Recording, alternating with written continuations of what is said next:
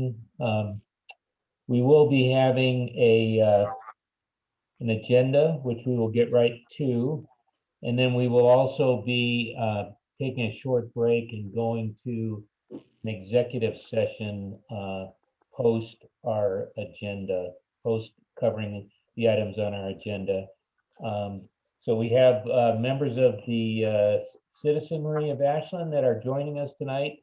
And then they will be asked to leave before we go to the executive session.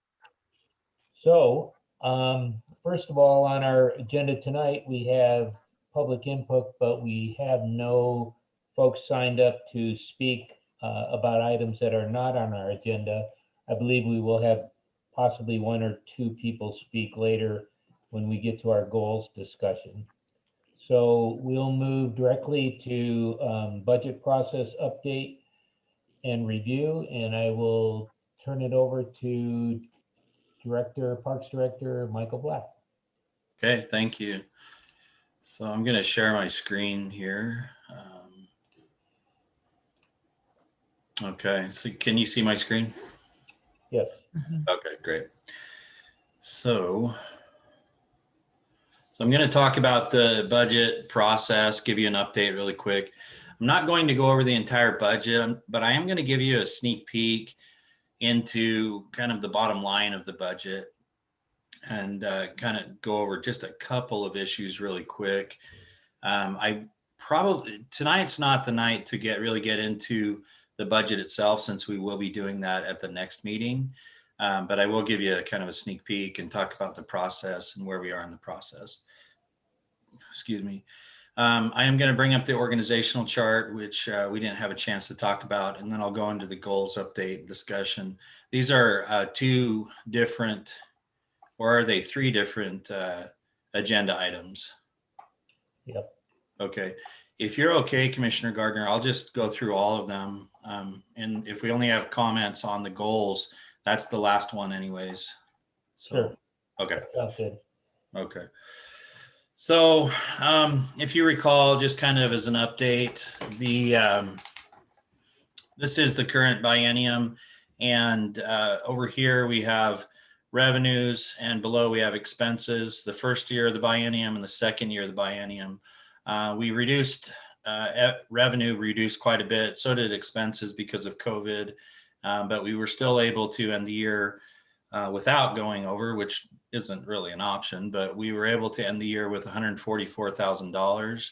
The second year we think we're going to end on June 30th of this year. We know we're going to end, but we think we're going to end at 444,000, which accounts for basically 144,000 that we saved, but the $300,000 that the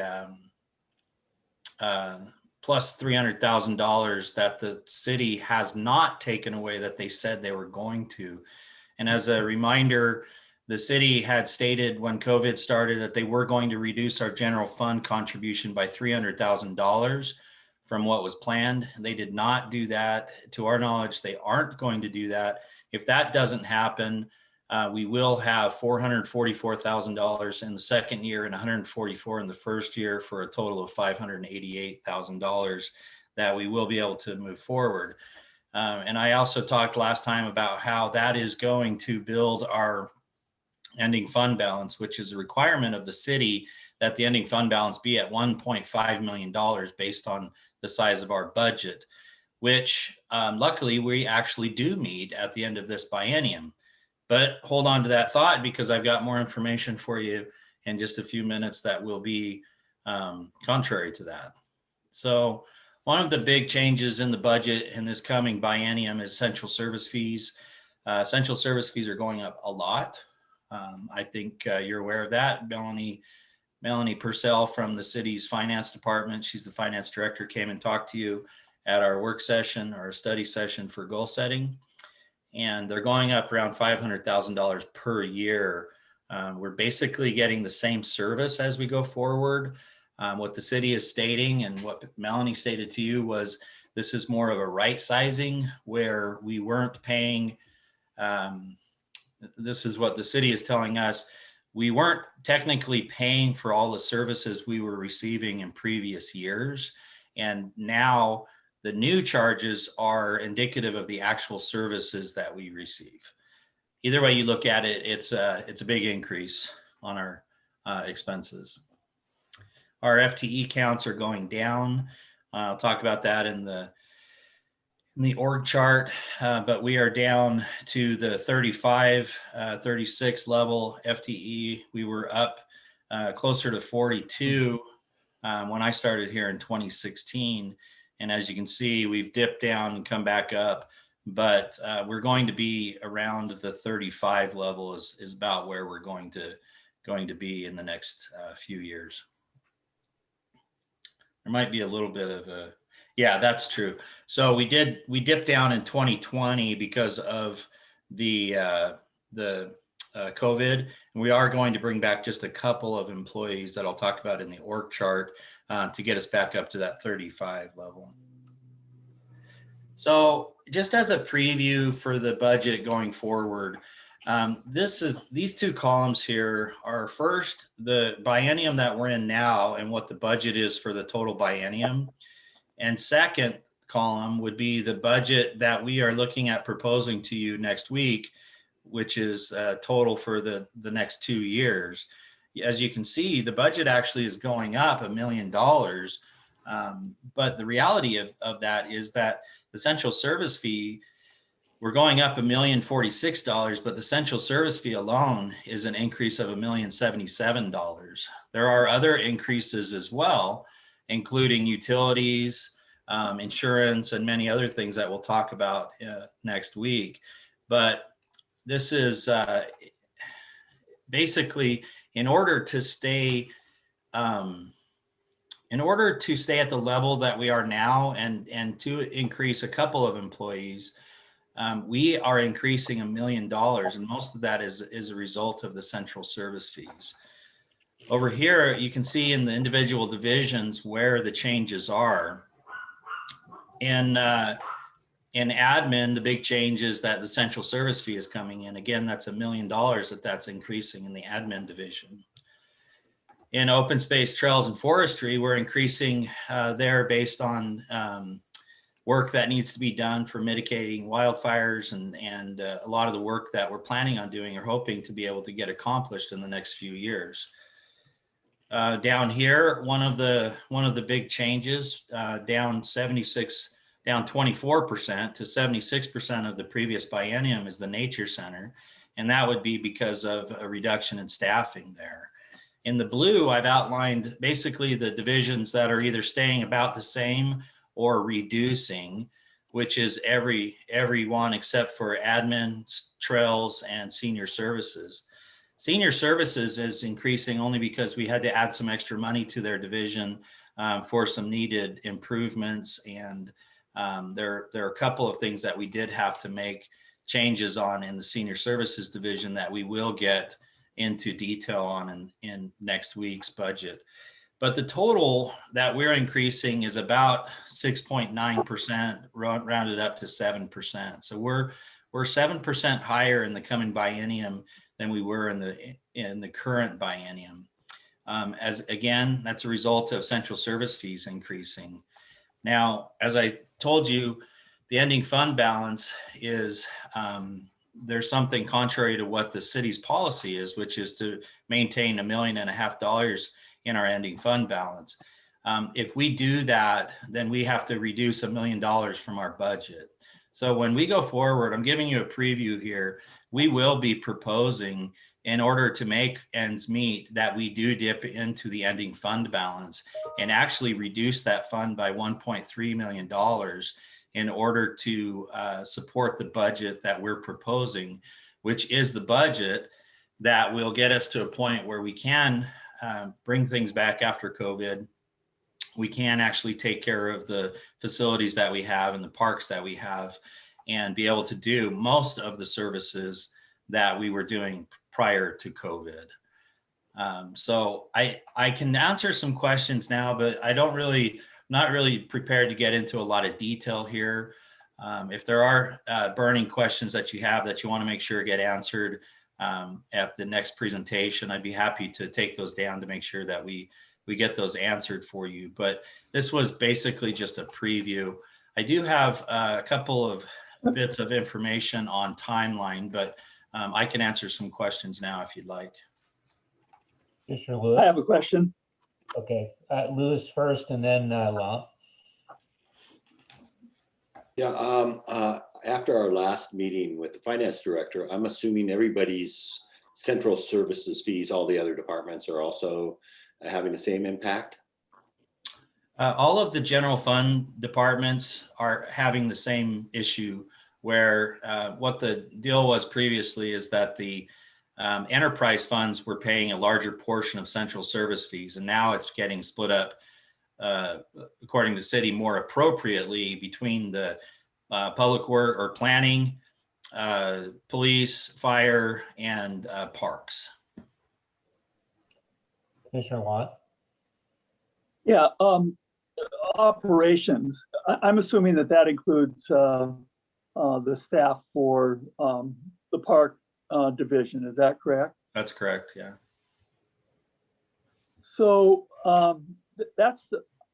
I just feel like we've been, that area's been cut, and it just seems like, you know, I see it, you know, as I go through the parks, you can kind of see what's happening, and I'm just wondering if there shouldn't be at least one FTE added in that area.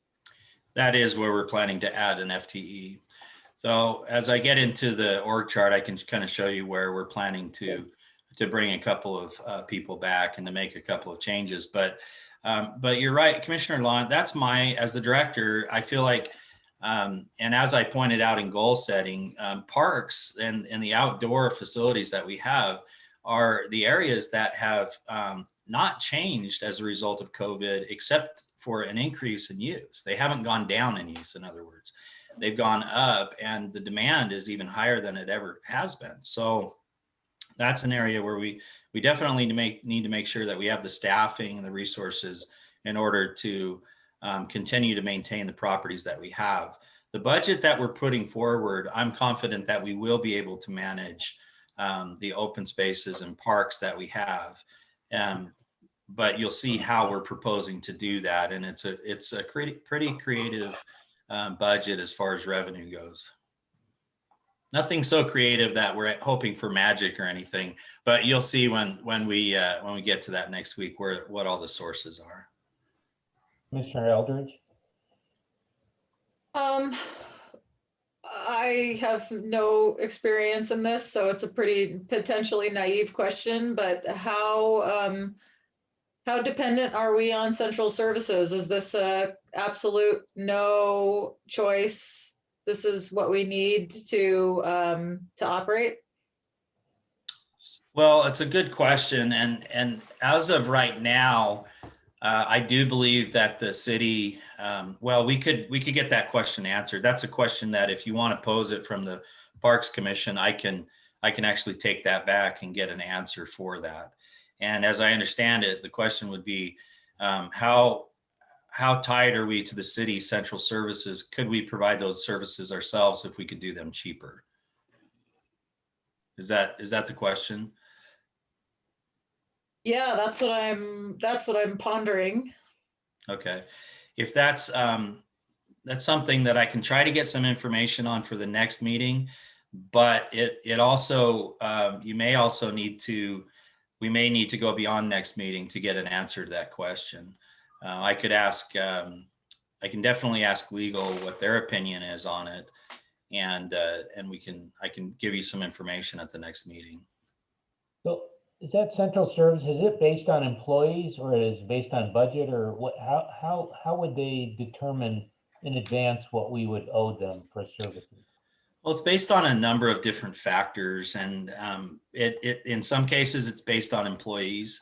In other cases, it's based on the number of projects that we do and the number of contracts that we put through finance and through purchasing. In other areas, it's based on the number of vehicles we have, the age of the vehicles, how much our replacement fees, or how much our replacement budget has in it? Like, are we actually replacing vehicles as we're supposed to, or do the mechanics have to continually maintain our vehicles because we're not replacing them often enough? So there's a lot of different factors. A couple of years ago, the city went through a process to evaluate that. I was not involved in that evaluation. They did ask for information from Ashland Parks and Recreation, but we were not involved in the evaluation. We were basically at the end of the evaluation, we were told what the outcome was and what the central service fees were going to be. So, and that was last biennium, they increased $200,000. Right. And then this biennium, they're increasing $500,000. Commissioner Eldridge, go ahead. I guess I would just add on to that question. If you're going to be exploring that option, I would love to get an idea from you of what kind of burden that would put on APRC staff. I mean, if it's not feasible, I wouldn't necessarily want to be asking staff to be doing, you know, more work for less money. So I guess it's a cost benefit kind of thing. Yeah, so I could tell you right now, there's no way we could take on the services with the staff that we have right now. We would have to, we would potentially have to bring on some part-time staff or contract staff at the very least to manage a lot of the things that the city does right now. The question I think is, could we do it cheaper? Does it really cost $1 million to, or $1.3 million to provide central services to a department of 40 people, 37.75 people, or, you know, we're actually going to go down to 35.75, I think is where we end up. So, you know, this is also a question for one of the goals, which is the permanent funding and looking at the feasibility of the different options for permanent and dedicated funding. And it's one of the exercises that we would go through to do a feasibility analysis on these types of services and whether we could provide them ourselves for cheaper than what the city is providing them.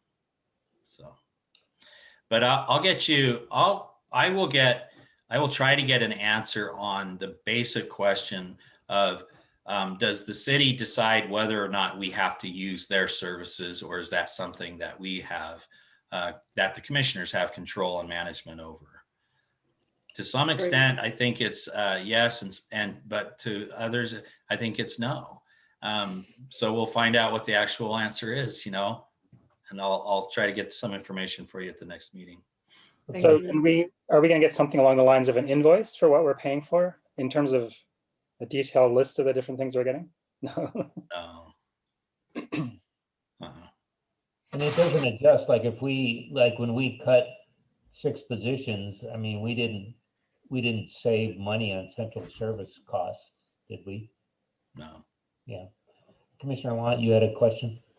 Go ahead. Well, yeah, a comment and a question. The comment is that when the city employs someone to do a job, like for example, their attorney, even if no issues, some year no issues came up, the attorney would still be there and collect their salary. And I think that's why it's a set price, because there's an HR person, there's people are hired, and there's a amount that goes with it. My question is, I just want to clarify, that's $1.3 million for central service per year, not per biennium, right? That's correct. It's per year. Thank you. Yes.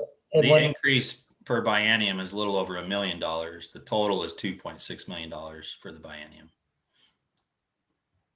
Okay. One other question real quick that I have. So are we still, I noticed there was a line item for Pioneer Hall in the community center. Now the community center hasn't been functioning for over 2 years and probably won't be functioning for 2 years. So that line item is what, just Pioneer Hall and what little we do to rent that out? Yeah, that line item is expenses for Pioneer Hall, basically for utilities and cleaning fees. And that's if we rent it out the way that we're thinking. If we don't have those expenses. It does not include the community center at this point. If it did, it would be double that. Okay. All right. Any other questions for Michael Black, or shall we move on? Looks like we should move on. Okay, so I'm gonna share my screen again, and then I'll go into the. So this is an org chart. I'm sorry it's not pretty, but it gives the basic information. These are all of the employees that we have, or that we're proposing to have in the coming biennium. One thing, I'm making a proposal for 2 changes. I'm going to just highlight both of those right now and just get the other information on the screen. I want to also go over the positions that we did lose over the last year. We had 2 Tech 1 positions in custodial. Those positions were laid off, and we actually have now started contracting for our custodial services, which is actually going very well. So we don't see those positions coming back. We have an office assistant in recreation admin and an office assistant in recreation programs. Both of those positions were laid off, and we don't see those positions coming back. We have an office assistant in the nature center. We don't see that position coming back. We do have an assistant manager, did have an assistant manager at the golf course, and we don't see that position coming back in this biennium either. One thing that I would note is that the assistant city manager of the golf course, the assistant manager of the golf course was moved over to recreation to fill one of the positions of office assistant. And so we had 2 positions there previously. We reduced, if you count the assistant manager, we reduced 3 positions and then backfilled one of those with one of the employees. And that was the employee from the golf course. So of those 6 positions, we actually did fill one of those positions in this biennium. Those are all the positions that were laid off, except for the park superintendent is also in that pool. The changes that I'm proposing to make in the coming biennium would be to promote Rachel to the position of Deputy Director for Parks and Recreation. Rachel already serves in that position to a great extent. She's the go-to person when I'm not here, and her knowledge and her institutional knowledge and also her professional knowledge has been a great help to me and to the organization in the time that she's been here. Especially over COVID, she's demonstrated very, very well that she has the ability to help manage and to oversee programs, and in regular times too, she does. But I've been asking a lot of Rachel, especially with all of the changes that have been made. I can't bring on an extra body, but I do need to ask Rachel to do more work, and I have been doing that. And I've been talking to Rachel about the potential for a deputy director position for some time. This would have a minor change in salary. Since we already are employing Rachel, she would get a minor bump in salary, but we would and have been receiving much more work out of her as a result of piling on the work to her. And I would appreciate having the opportunity to reward her, even though it's modestly, to reward her for the work that she's been doing and recognize her for all the extra work that she's been doing. Michael? The other position that I would like to modify here is the park superintendent position. I do not plan to bring the superintendent position back.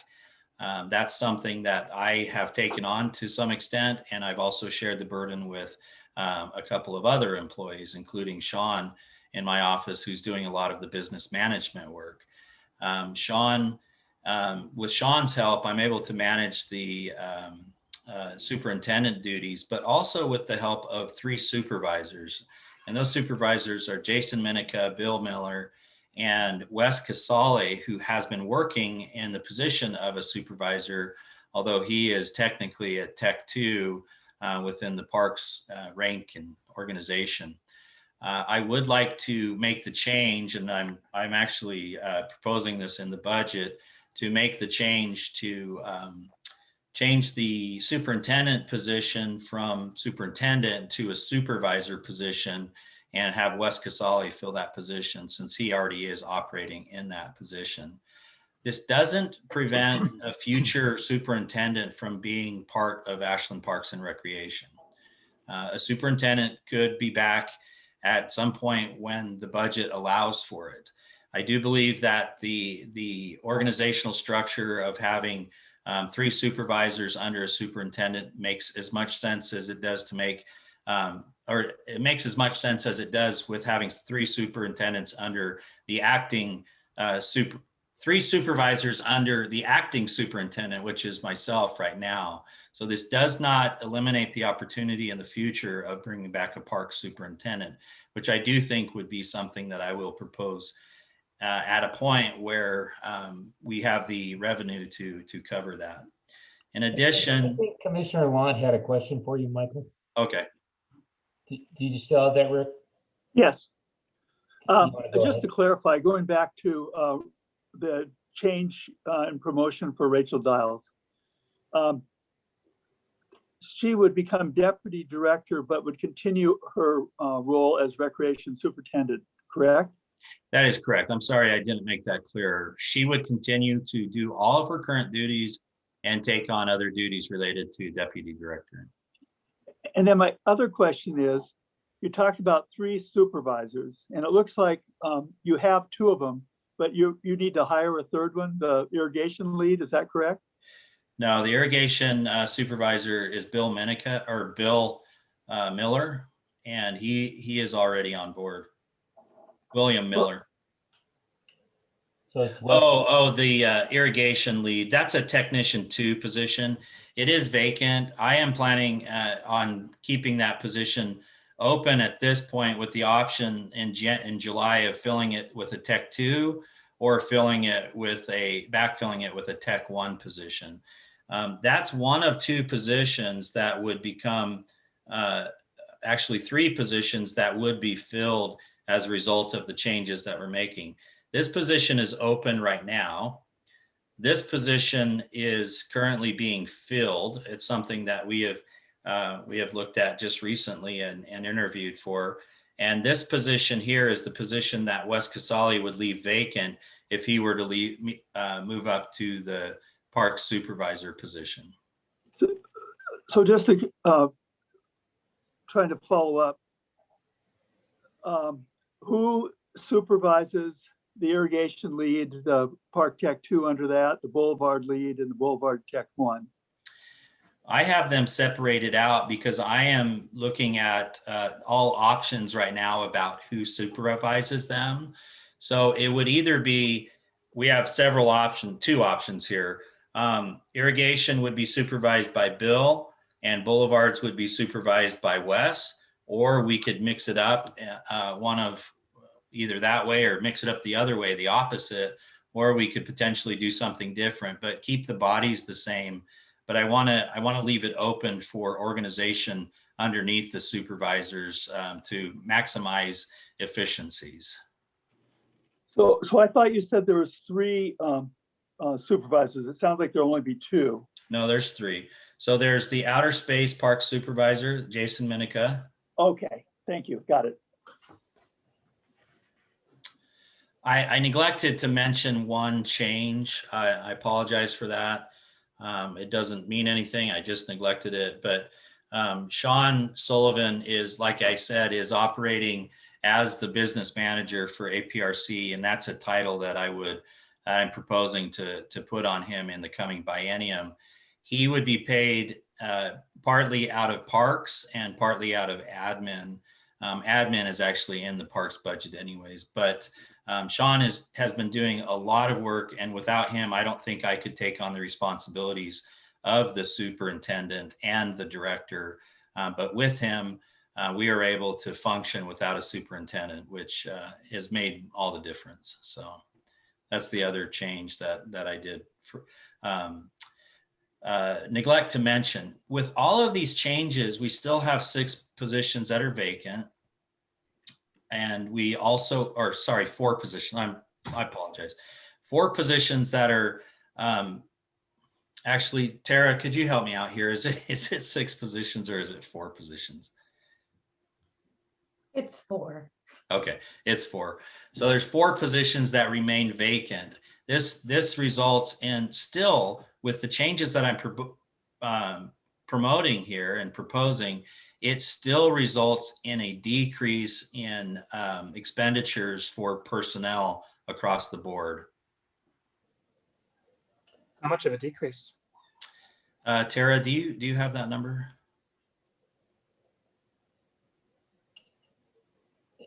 Is that assuming that all those vacant positions are filled at some point Yes. in time? Yeah, it is. Okay, I believe it's around a 5% decrease in these positions. Tara, if you can find that. You're correct. It's about a 5% decrease. It's a little tough because of how we're accounting for the admin team now. Kind of changes it a little bit. Okay, so just to restate that, with all the changes that I'm proposing, this is still a reduction in expenses for personnel across the board. Another question. I'm looking at the organizational chart and I see 3 vacancies. What am I missing? I pointed out all 3 of those vacancies. You're talking about these 3 here? Yeah, 1. Yes. 1, 2, 3. Yes. This Well, position is one after July 1st I'd like to bring back. But no, but my point is, you just got through saying that there was 4. I thought you said there was 4 vacancies. And so I'm wondering what's the 4th one that's vacant? Well, The the one, part- I'm not showing the ones that are not funded.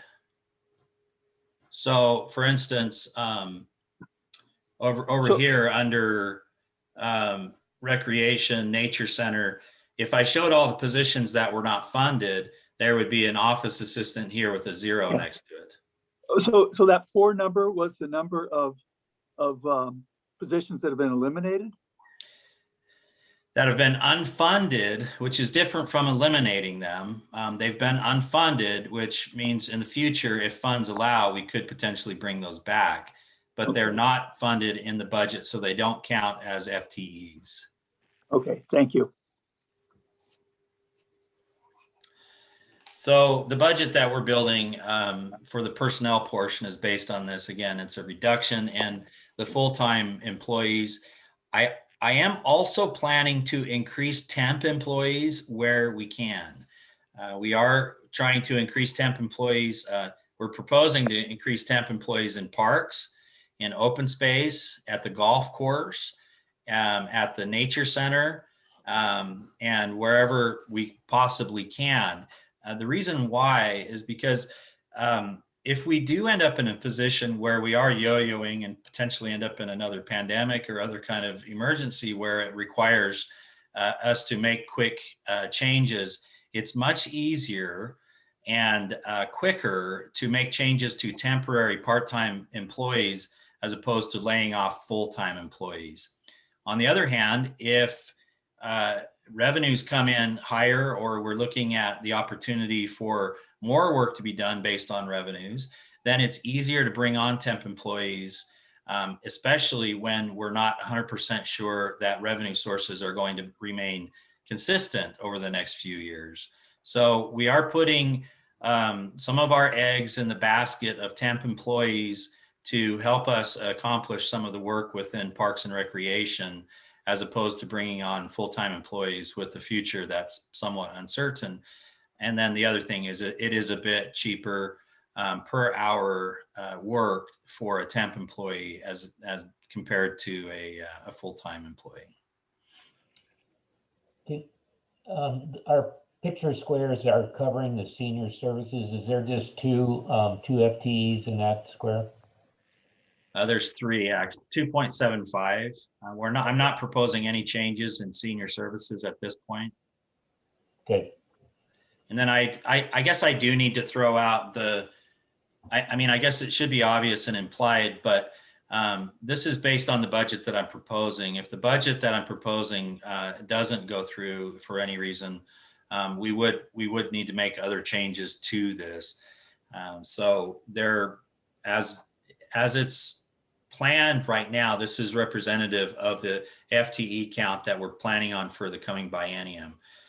And that's all dependent on budget going through and all the revenue sources that we're proposing panning out, and being able to do everything and having it all improved as we're proposing it. Okay. Great. Any other questions on that? Good. Move on. I'm happy to talk offline if anybody wants to. So, Sure. All right. So jumping into goals, I'm going to run through several things with the goals. Try to give you an overview really quick of what I'm thinking here. This technically is a work session still. We're trying to hammer out the goals.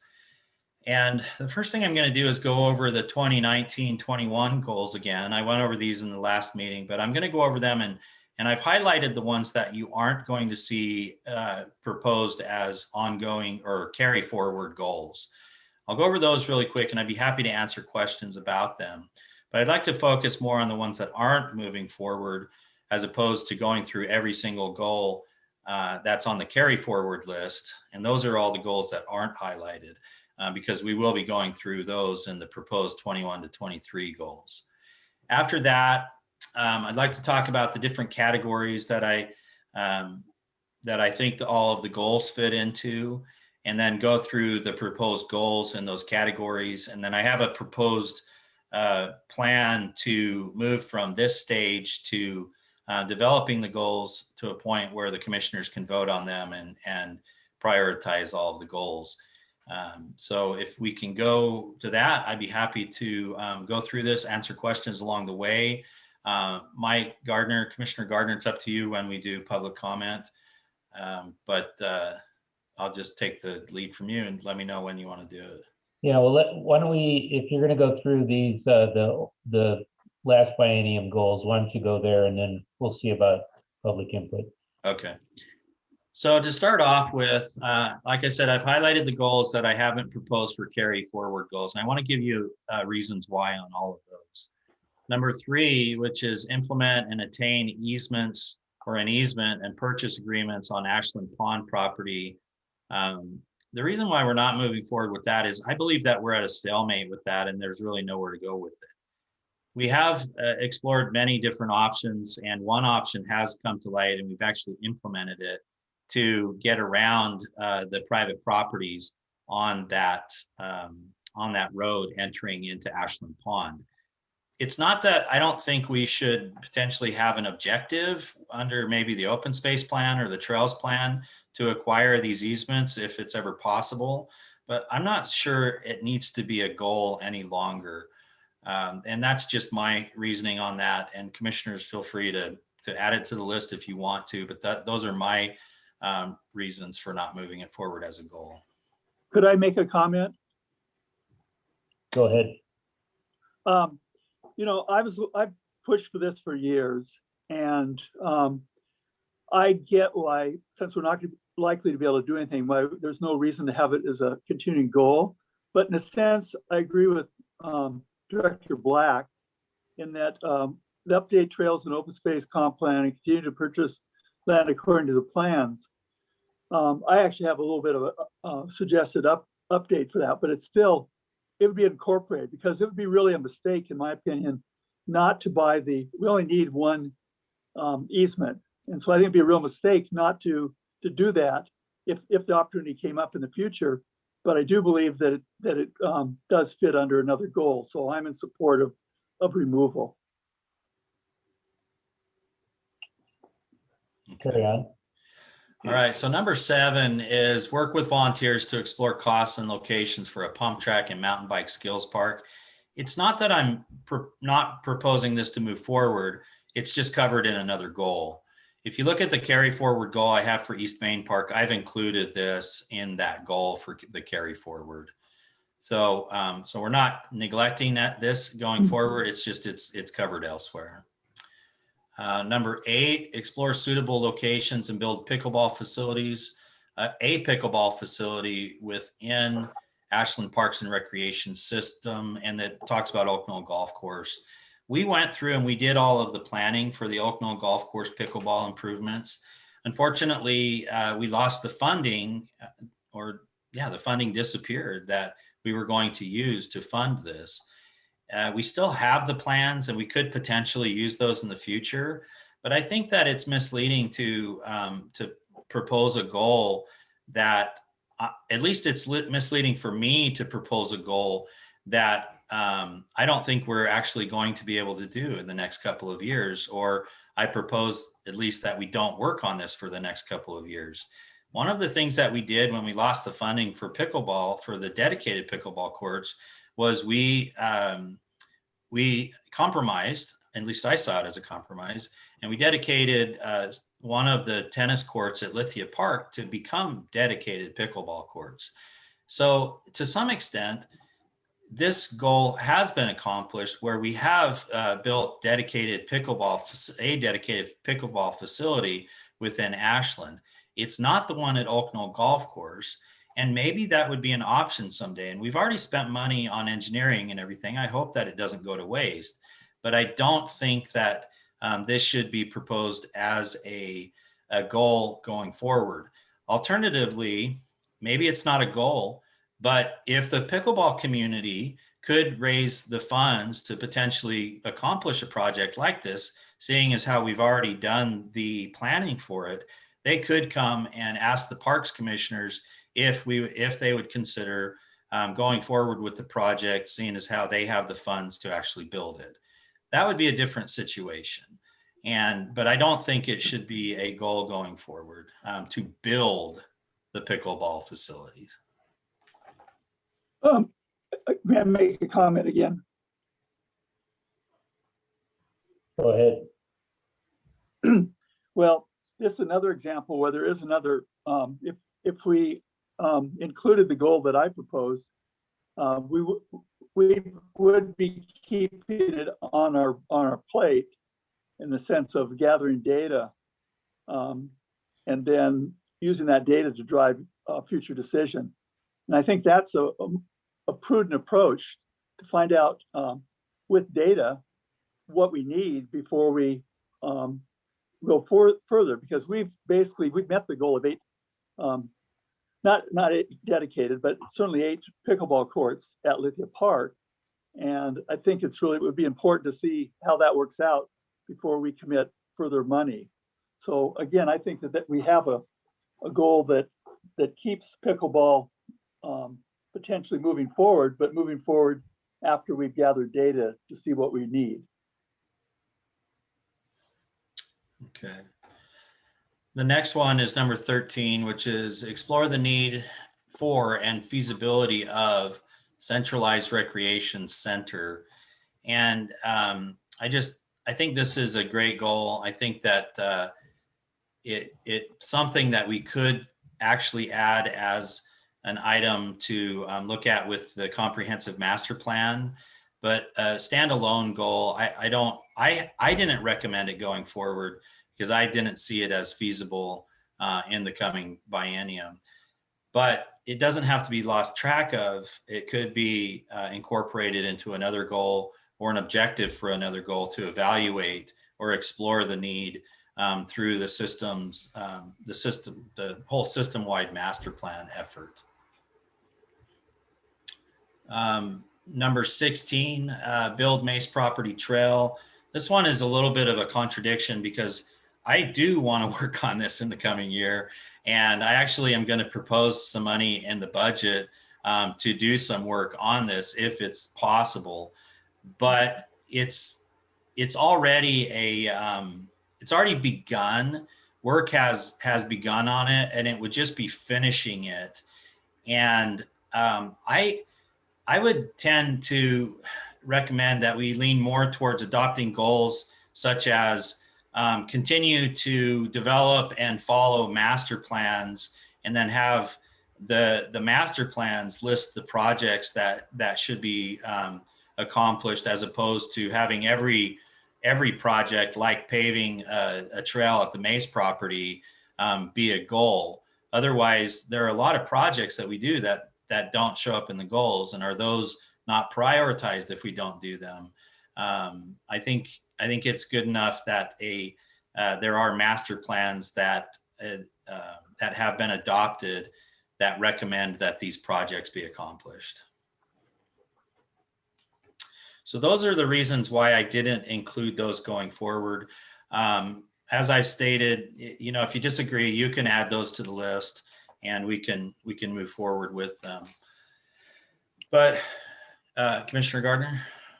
So I was just wondering, is the pickleball, the work that we did on the pickleball facility at Oak Knoll, is that contained anywhere in the Oak Knoll golf course plan or something like that?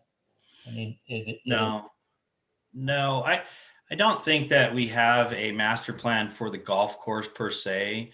It is part of the history of the golf course, and we could look at doing we could bring that plan to the Parks Commissioners and adopt it as some sort of plan to be included in the master plan of the golf course. And then that way we wouldn't lose track of it, or at least we think we wouldn't lose track of it. Just something to think of as a new. Otherwise, it could be included in the system master plan as well, or any of these plans that we're talking about doing and evaluations that we're doing, based on, you know, the need that comes out of the plan. Like if we're going to be looking at pickleball facilities and the need shows that we need pickleball facilities, well, we already have a plan. We could include that if it's appropriate. We could include that as one of the projects that could be accomplished to meet that need. Right. Okay, thank you. So going forward, Excuse me, if we could back up just a bit. One of your goals that you didn't want to eliminate was the fire mitigation goal. And I think it seems to me that that's kind of the same thing. It's not that we won't be doing it, but I don't see that why we had that in there. At least I'm the one who proposed that, in the thinking behind it. The intention was to see if there was some push from community members to see about getting a bond for a lot of mitigation work. And it was determined that that wasn't necessary at this time. And so I just don't see why I mean, again, we'll be doing this. We're working with the Ashland Fire and Rescue, the trails and open space people work on this all the time, but I don't see why we need a goal when we're not going to do anything specific about it in this biennium.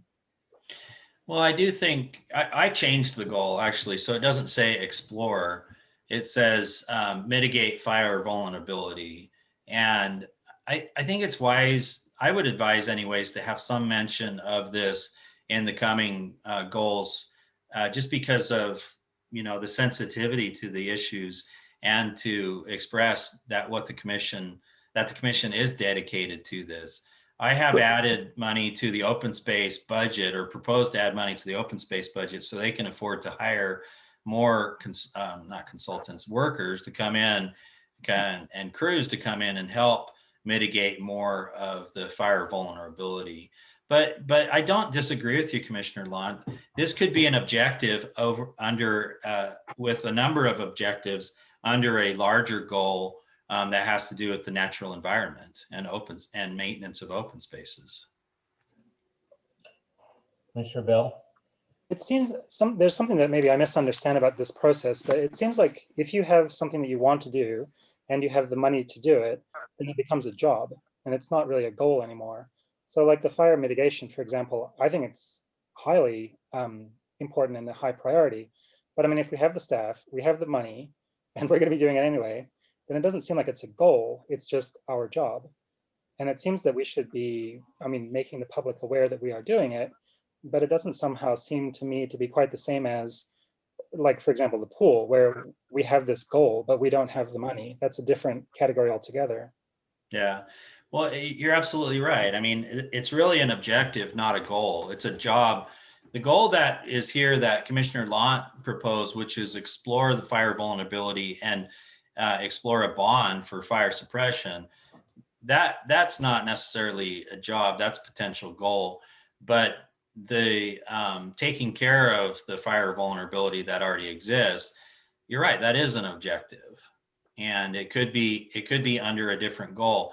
I'm just saying that I think it would be wise to, at some place prominent, for the commissioners to state publicly that this is something that it has a high priority with Ashland Parks and Recreation in this coming biennium.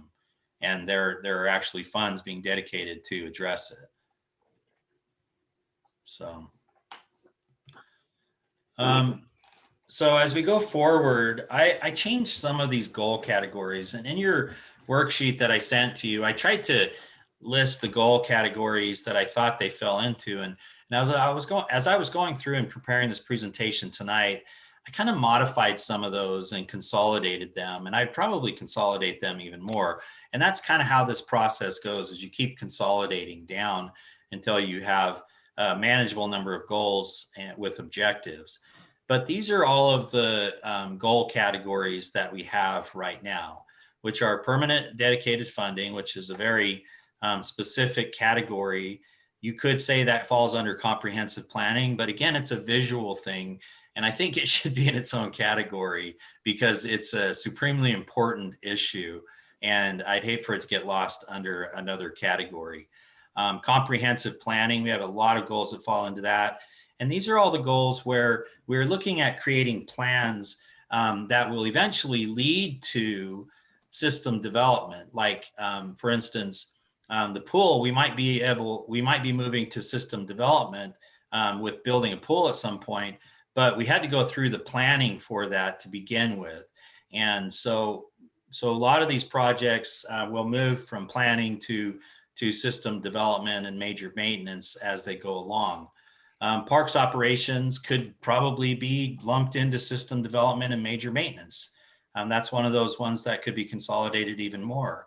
But parks operations would be those things that would affect operations today, operations that are currently happening, that could, like for instance, installing a new irrigation system would help manage the park system as it is right now. It's also major maintenance. So that's those are some that I would propose that we actually combine. And why I actually have proposed these categories will become a little bit clearer in just a few minutes. Recreation planning and development is another one. Environmental, open space, and fire mitigation is another one. And that's, and like I was talking about earlier, it could just be environment, and fire mitigation and open space management could just be but could be an objective underneath the environment goal, the bigger overarching goal. And then we have diversity, equity, and inclusion as its own category. So going forward, yeah.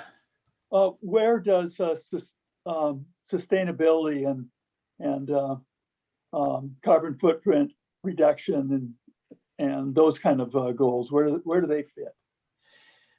So I would put those under comprehensive planning, but we can go through and you can I can check and see what I did.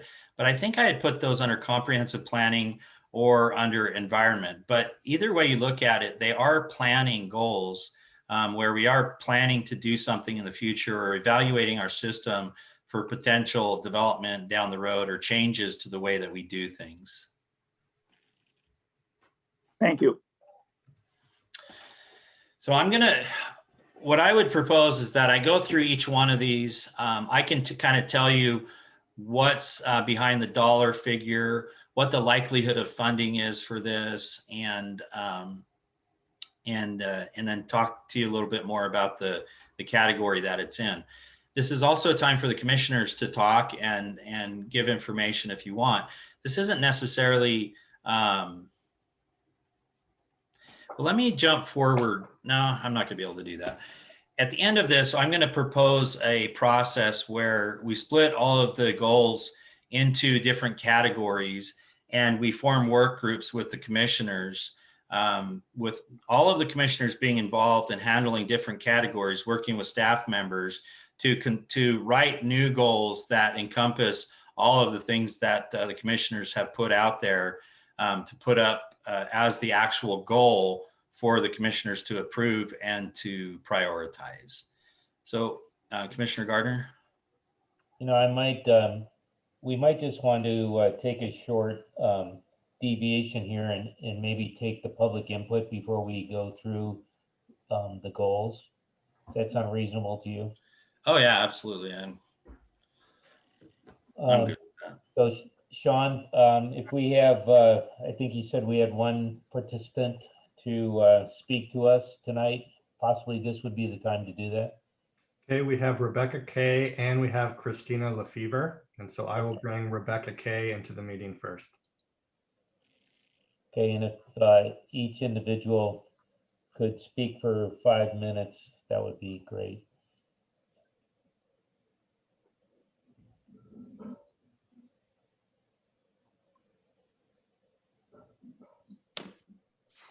Okay, Rebecca, if you could unmute and start your video, please. Okay, can everybody hear me? Yes, we can. Okay, thank you. Can't see you. Oh, start my video. And I just mentioned that we'd like to hold the comments to 5 minutes if possible. Okay, I can do that, thank you. First of all, I know that all of you guys are not considered FTEs, but you sure put in a lot of hours, volunteer hours, and I really appreciate that.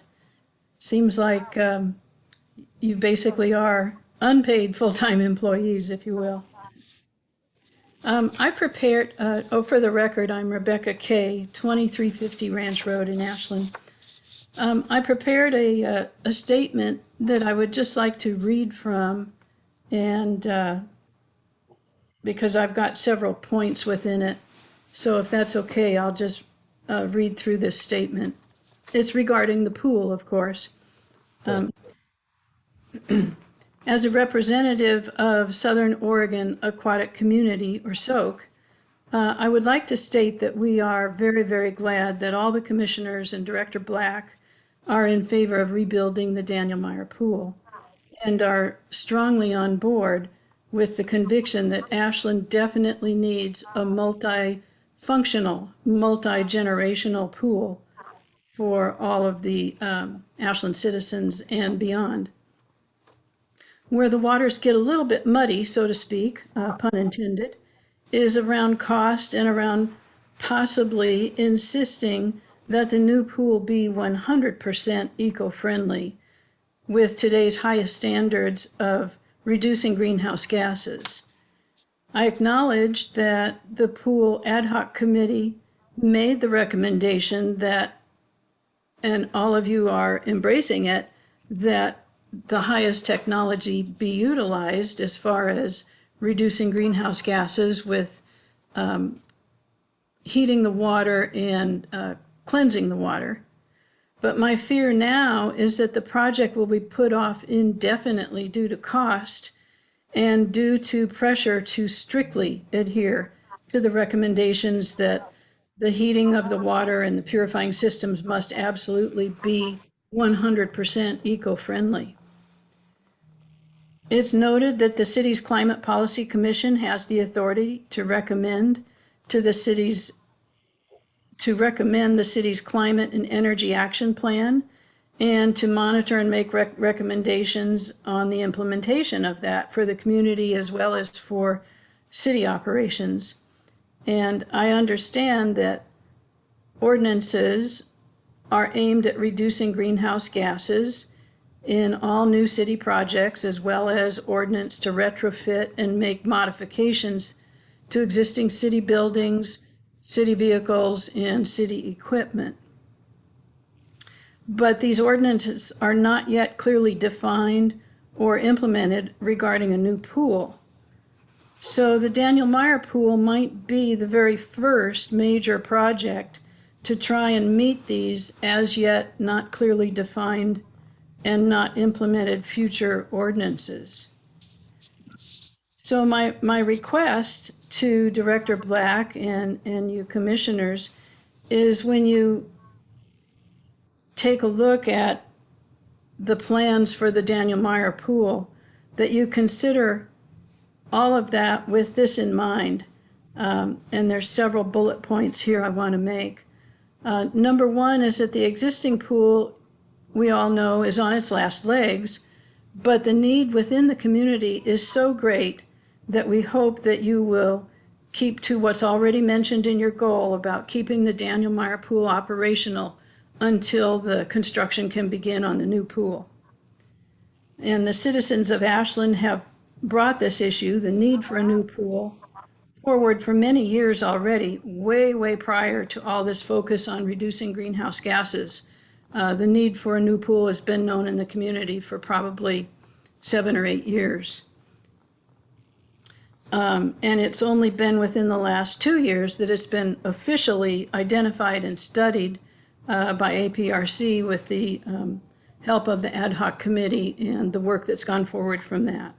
Excuse me. About 30 seconds left. Okay. Daniel Meyer Pool's been closed already for a year, and children are growing up fast without having access to a pool for swim lessons. Qualified high school students are graduating from high school without being able to secure college scholarships for their aquatic endeavors. And senior citizens have had no access to a public pool for aquatic rehab classes or lap swimming. And families have had no access to a pool for recreation. So when you consider the funding for the new pool, I hope that you will keep all of this in mind with the idea of maybe not sticking so strictly to the recommendation of 100% reducing greenhouse gases or implementing just the systems that reduce greenhouse gases the most. Thank you. Great. Thank you very much for your input, Rebecca. Appreciate it. Sean, can we have Christina? I brought Christina in. Christina, could you please, there you are. Hi, everyone. Thanks for getting me in here at the last minute, Sean. I appreciate that. And I would also like to echo Rebecca's comments about how hardworking y'all are. I appreciate that. You all do good work. So I'm just here to make a few general comments as both a citizen of Ashland and the Rogue Valley, and also something else a little more pointed, I guess, as a member of Ashland's Bee City USA subcommittee. And I did submit these in an email. And then I realized that actually one of my points that I'm going to make fit into the goal number 3 that you have. So I'll speak to that, I guess. First, your goal is develop parks development and maintenance standards and guidelines that incorporate best practices, reduce long-term costs, and improve the environment. So I would strongly encourage the Parks and Rec and the commissioners to really look at the plant species that we have and plant native plant species, really incorporate them into all of the plans for parks, green spaces, and city property as much as possible.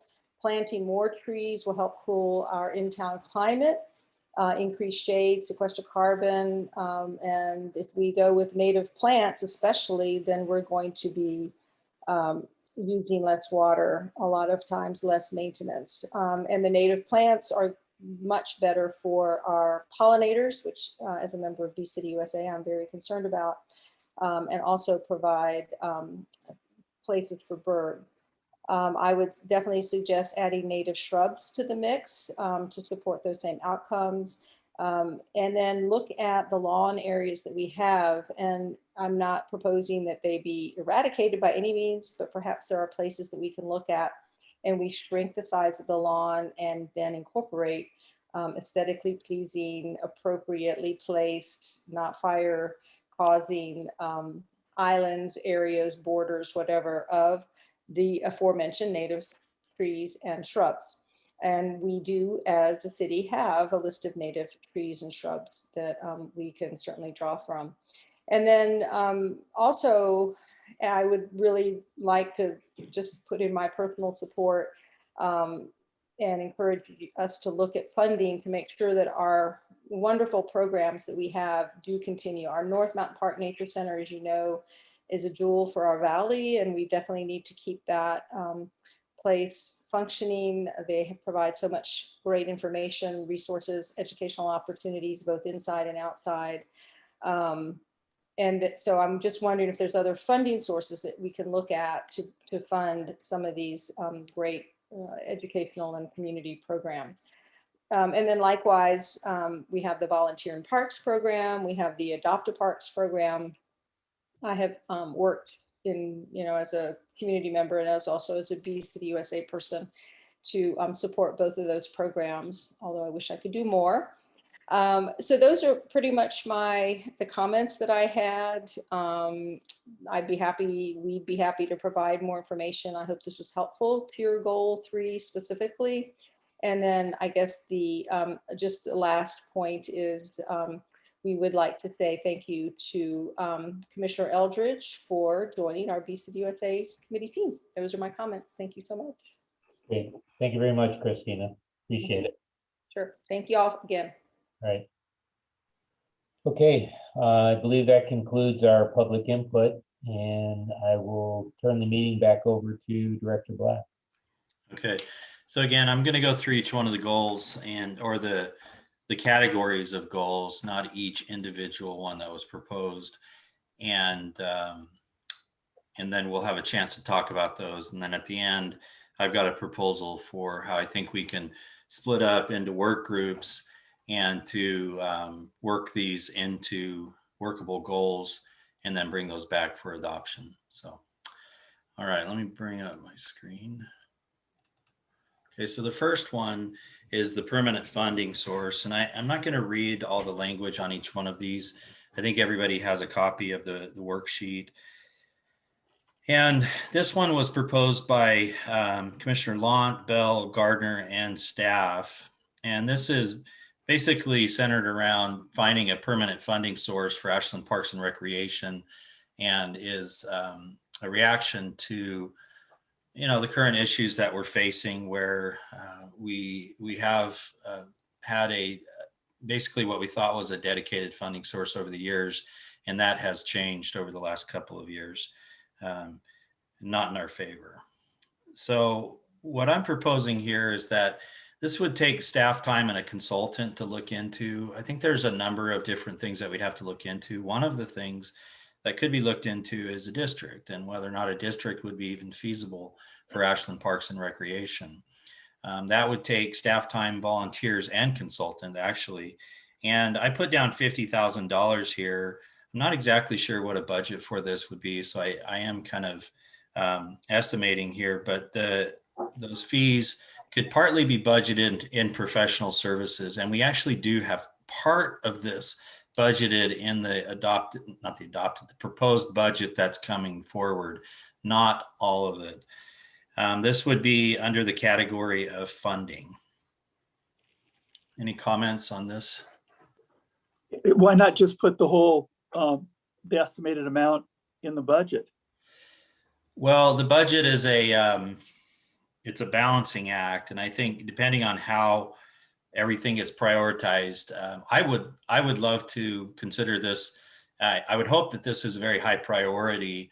And if that's the case, then we would put the entire amount in. I think we have $25,000 in right now. I mean, it's a high priority. It's the only goal that 3 commissioners supported. Okay, the budget's not approved until you approve it. We will have an opportunity to do that. So I don't have a good answer for why not. I think it's a good question. Or I don't have a good defense for why not, except, we would have to prioritize some other things, but I would love to put $50,000 in this for this. Okay, number 2 is, let me get my mouse on the right page here, don't want to take too many at once, is update the open space plan. This is a carryover and also was proposed by Commissioner Lant. This used to be update the Trails Master Plan and the open space plan. It's now the open space plan because the Trails Master Plan actually was updated. And this has been a long time coming, actually. I'm using this I'm using the model of the Trails Master Plan where it was a lot of staff time and volunteers, and then we had a budget for putting together the document at the end of the day. This isn't funded right now. This is something that we could potentially, based on availability, see if we could work into the CIP. There are various sources that we could look at for that, which food and beverage is one of those, is the major one. Possibly the Ashland Parks Foundation, if there is availability in there. The other opportunities could be grants and looking at applying for different grants throughout the state. So I do think $10,000 would cover this. I think we budgeted $15,000 for the trails plan, and I don't believe we even spent all of that. So, Director Black, uh-huh. I think the main thing that needs to happen is the actual map needs to change. That's really, to my mind, that's the key piece. So it might even be less. I just don't see the need for a whole book. You know, that's a good point, Commissioner Lant. And I was kind of using the Trails Master Plan as a model, like I stated. But if it is just the map and we aren't going to go through and create a whole book, a big master plan book, then it's possible that we've already paid for the services that we need to make those maps through our central service fees. Right. So. And just for other commissioners, to give an example of why it's so outdated, is one of our piece of property that's on the plan is next to Hillman School. And the idea was to be able to expand that in conjunction with the school district to create more ball fields there. But two things. One is we haven't been very successful in that kind of collaboration with the school district. And two, with their construction they're doing, there no longer is a way of joining those two properties together. So it's just a piece of property on there that no longer makes sense. Yeah, there's a lot of that. And there's also a lot of properties, well, not a lot, but some properties that we have purchased that are still showing as purchase in the future. So we could update that as well. So the next one is park standards, and that's updating or creating park standards. This was a carryover and proposed by Commissioner Lant.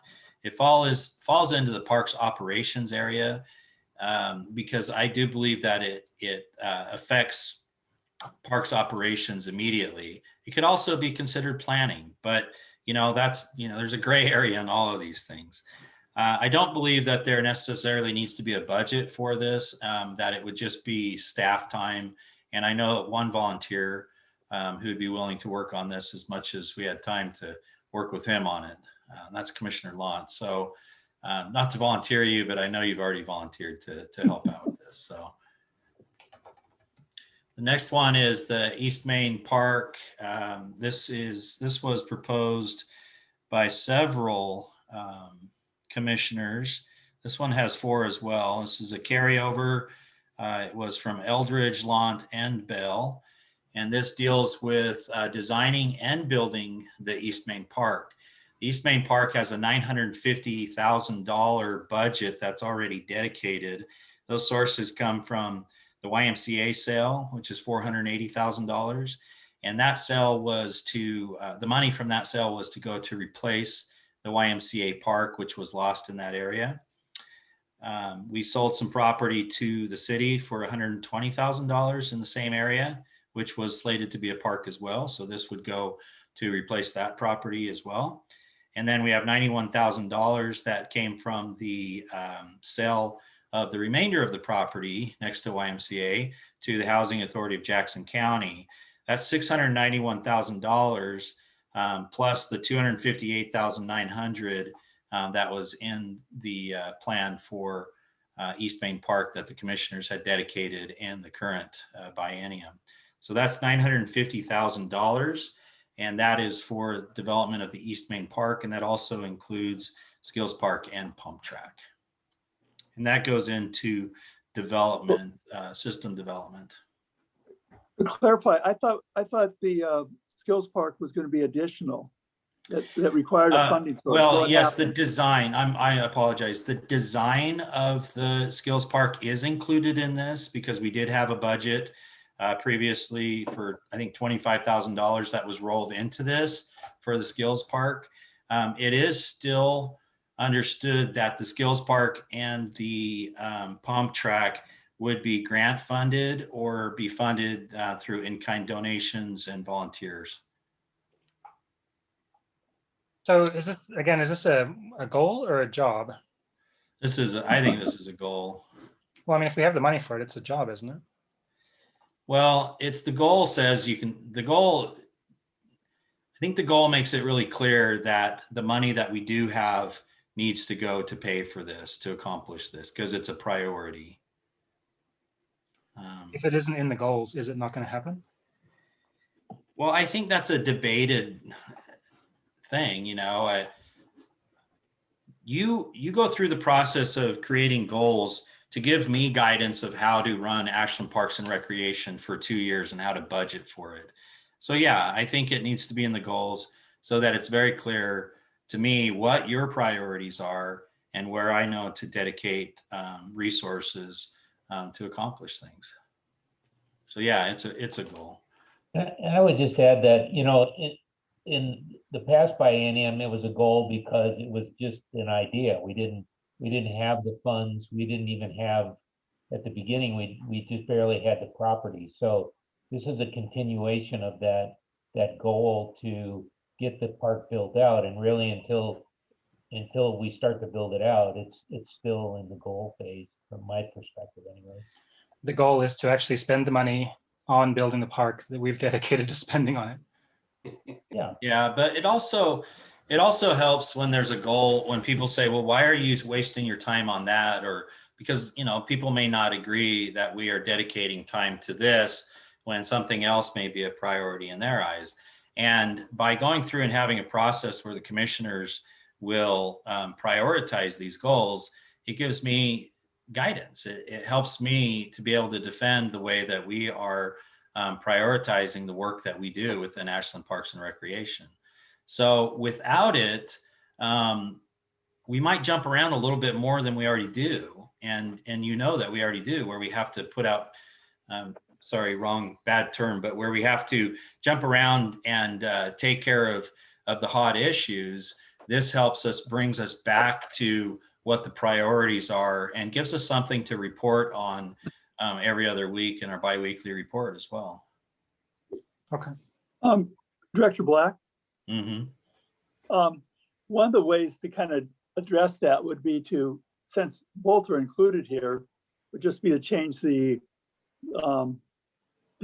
title, which is 2021 to 23 biennium draft goals and objectives. Yeah. And, you know, most of the goals we've ever adopted are actually objectives because they are actually jobs, where goals are usually not as easily attainable. They're overarching and are something you're always shooting for. But yeah, I'd be happy to do that. So that one I think is really clear. Number 5 is improve aquatic recreation.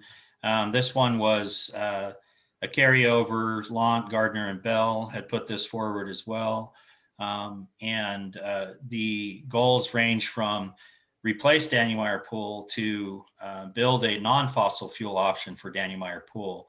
But all of them are related to building a new pool. So as we move forward and we look at crafting an actual goal or objective that includes everything that the commissioners would like to see in there, we could see little pieces like move forward with the planning for the Daniel Meyer Pool, evaluate alternatives for energy with, you know, an eye to reducing or eliminating non-fossil fuels, yada, yada, yada. So down the road where we would just have one goal where it was proposed as 4 different goals by commissioners. This one, we have $325,000 that is actually dedicated to this that would move forward if you want it to in the CIP. $5 million of it is not funded. The next one is a basketball court at ACP. What I would propose is that we treat this one as a do if we can. If funds are available, or if we can look for a grant to accomplish this, I think this is something that would be good to move forward and possibly do. This could be an objective under some other goal.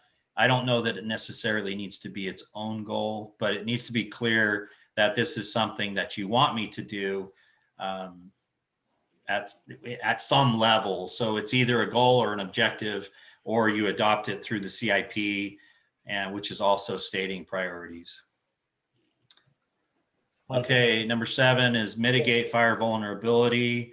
Again, we talked about this a little bit earlier. I've added $25,000 per year in the budget for open space so that they can hire contractors to come in and help them with mitigating vulnerable fire fuels, or fire fuels in vulnerable areas. And that's basically blackberries. We are already starting to do this. We are using some money from the Parks Foundation going forward that we'll be able to use to put towards money that the fire department and the city has to start tackling some of these fire fuels before we get into bird nesting season, which starts May 1st. And then we have a federal requirement that we not be within those areas. Hey, Michael? Commissioner Gardner, yeah. Just backing up real quick to number 6. Wasn't the plan to have this be a basketball / pickleball court? Yeah, it was. And it's actually number 6. It's with striping for multi-uses, including basketball. Yes. Okay. I'm just wondering if it should be listed in the goal, the header. Yeah, and I'm just trying to be as brief as possible so I can get as many on the page in the presentation. But when we actually put these up as goals, they should be spelled all the way out. Okay. Thank you. All right. And number 8 is evaluate the low angle trail on the Lithia hillside. This would take staff time for the evaluation. If it were to move forward, and that's all based on commissioner decision, if it were to move forward, it would take volunteers, and there would be a cost to that, which I believe if it were to move forward would be something that we'd be looking at in-kind contributions or grant funding. We would not fund that. So, okay. But the goal right now is to evaluate it. The next step would be to move forward based on what the commissioner's decision is. The next one is to evaluate and get agreements with Ashland School District and SOU to use school gyms for recreation leagues and so on. That's a carryover, and we did expand it to include SOU, as that wasn't included in the previous year. And we're looking at this as just staff time, where it would take, like, for instance, Rachel working with the school district and SOU to put together agreements. This could potentially end up costing money if the agreements are not just mutual aid where we're helping each other out. If they are charging us money, then we would have to revisit this as far as how to fund that. It's also possible to fund it through charges for services for the people attending the classes, but those are things that would be evaluated and be figured out as we go through and work with the district and SOU. Create a pocket park at Oak Knoll. This was previously in the CIP, and it was a goal. It's a carryover goal, and it was proposed by one of the commissioners. Again, I thought this wasn't on the list. It is on the list. I brought it up earlier, but this is something that could be an objective. It could be something under master planning. It could be left off completely as a parking lot item, where if funds become available, this is something that we can look into. Oh no, it wasn't the pocket park. It was Oak Knoll's. It was the pickleball courts. That's what it was. I just missed those out. We're estimating this would be about $125,000. This project has already begun, And we've already spent somewhere around $10,000 to $15,000 on engineering for this project. And we would just need to purchase the playground and contract for, I believe, a retaining wall, and then bring in the fill that would be required and construct the playground. And we're estimating that as $125,000. Reduce long-term maintenance costs. This would be looking at items such as converting water from city water in some parks to TID where available. I would also move the goal that's down below, which is actually not a goal, it is a job, if you will, an objective, but to move the one that we have down below that is replace the water system up to this one. I think it's related and should be included in this one. This one, we actually do have some money in the budget that, let's see, what number is this? 11? I believe that we did. Tara, can you remind me if we, well, probably doesn't matter at this point, but we were looking at $50,000 a year if we were to move forward with this to convert those systems. And Hunter Park, I think, would be the priority from city water to TID. We did fund that, Michael. Okay, so that was $50,000 a year, right? Correct. Okay. This is a priority. I just want to say this is something that over time will actually save money for Ashland Parks and Recreation and will prevent us treating water to then just put it right back on the ground where we could just be using TID water. What's the payback period? We haven't figured that out yet. That's something that we can do as we move forward, but we don't have that at the moment. Number 12 is complete the Lithia Park master plan. This is a carryover. Gardner and Lont also proposed this. I have actually put a dollar number to this because there actually is $243,000 available in the Parks Foundation that could be used in Lithia Park. Based on whatever the priorities are for the master plan, those funds could be requested to accomplish those priorities in the master plan. And that they are available. Okay, the next one is the system-wide master plan. I believe this one is important, although not funded. It is important because if we could find a way to fund this, we could potentially increase our SDC fees, which then would increase the amount of revenue that we get from new buildings coming into the city. The next one is restore Butler Perazzi. I actually would move this up to Lithia Park master plan and include that within the master plan instead of having it be its standalone. The cost to restore Lithia or the fountain is somewhere around $435,000. We're still working on getting updated estimates on that. We have $25,000 in the CIP for this. The rest of it would have to be funded through grants. This is something that the Ashland Parks Foundation is dedicated to trying to raise money for. So there is an outlet to potentially get donations and grants for this project if it does go forward, or when it does go forward. Eventually, it will have to be replaced. Director Black, Yes. does this include the public process that would have to be required? Does the 435,000 include it? Yes. I'm not sure I understand that. If we did a public process, it would be staff time, I believe, that would be doing that, which would be budgeted within the operations budget, not included in the 435. Okay, thank But you. I wouldn't think we would need to create an extra budget for the outreach for a project like this. All right, we're almost finished here. The greenhouse gas inventory and the sustainability assessment, number 15. This was proposed by Commissioners Bell, Eldridge, and Lant. And I'm very sorry, there's one on here that I don't have named. Not sure who the fourth commissioner was who proposed this, but I apologize for losing the name on that one. But obviously a popular goal. This is in the environment or system planning, comprehensive planning area. And there are a lot of people within the community who've already reached a lot. I've had a few people within the community who've reached out to me and want to be involved in an evaluation like this.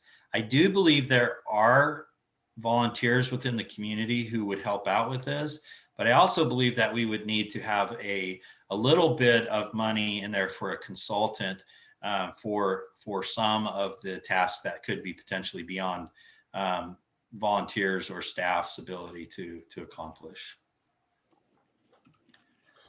All right, number 16, promote outdoor tourism. We would do this with partners. This is partly underway.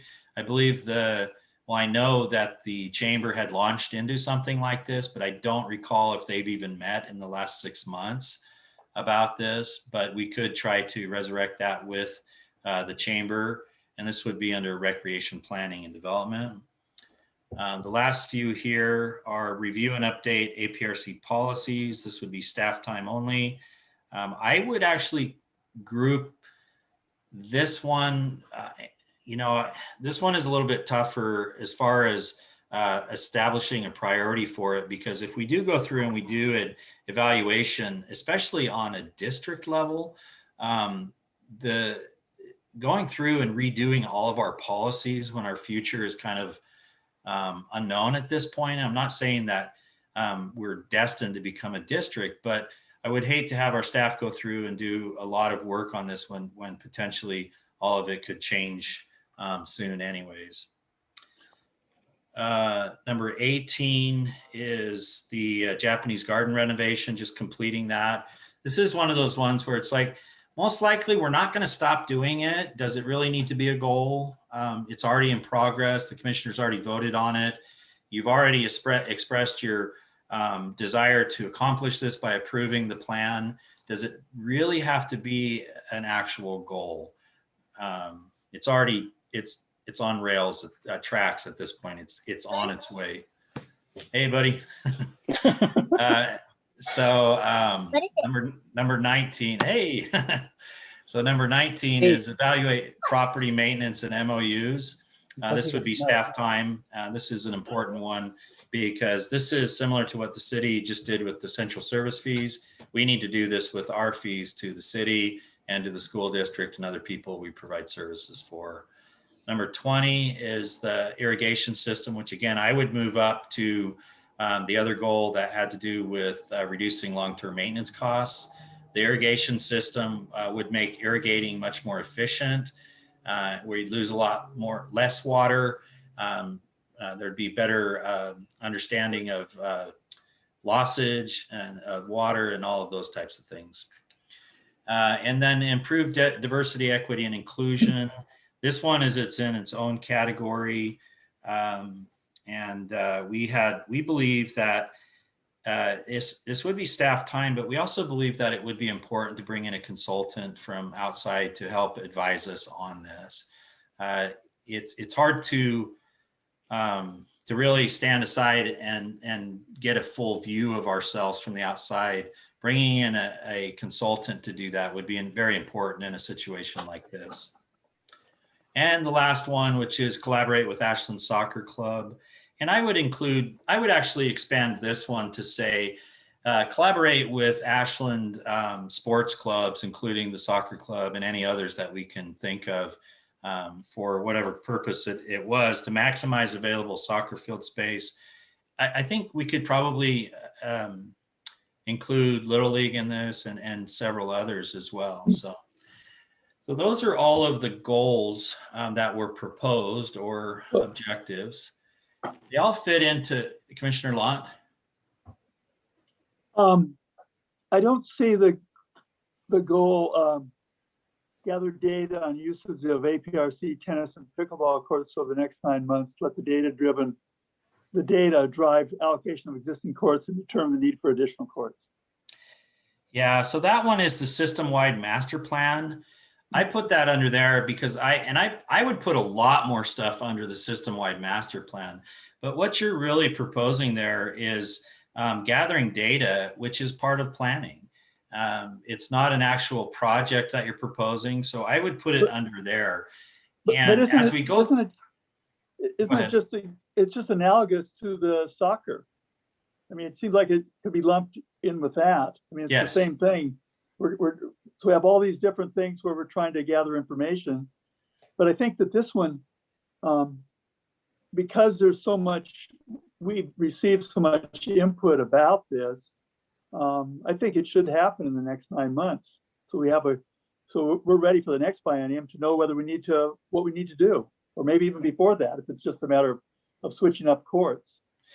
yeah, and I think what I'm proposing though is that as we go forward and we look at all of these categories here, and we have different groups working on creating the goals, we look at number 13, which is perform a system-wide master plan for APRC and determine the need for an increased SDC fee.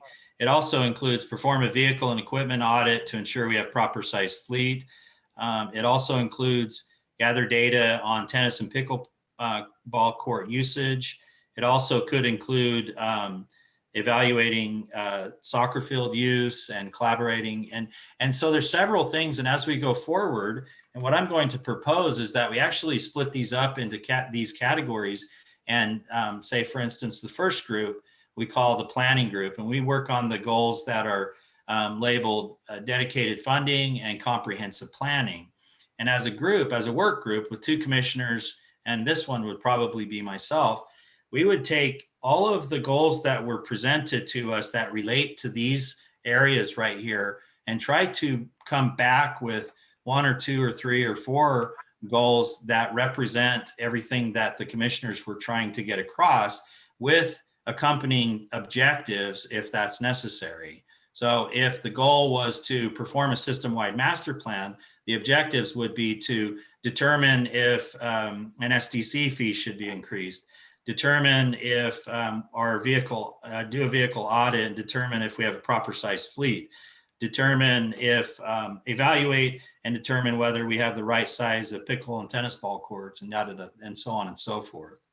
And that's how I would propose going forward. So that was the next phase that I was going to get into, is how to move forward from here. Because I've gone through and I've taken all the goals that you gave and objectives, and I've compiled those down into 22 different like categories, or 22 different like goals.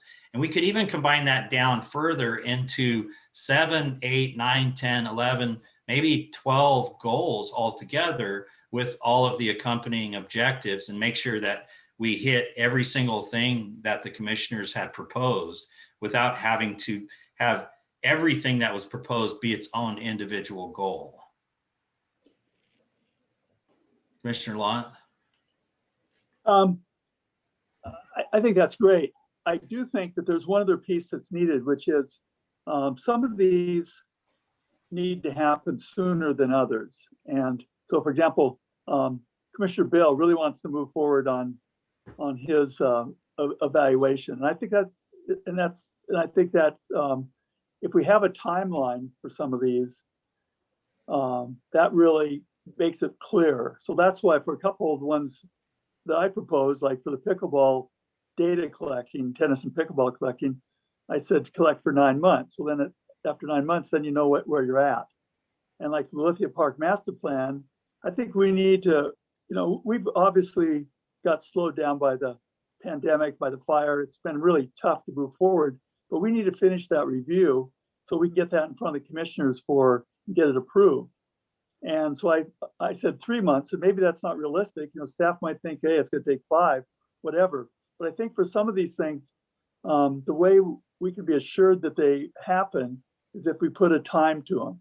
And some are, I think, just more important than others, and they deserve a time. Some, I think, we can get by without putting a time to them, but that means they obviously are further down the priority list. And can I respond to that really quick?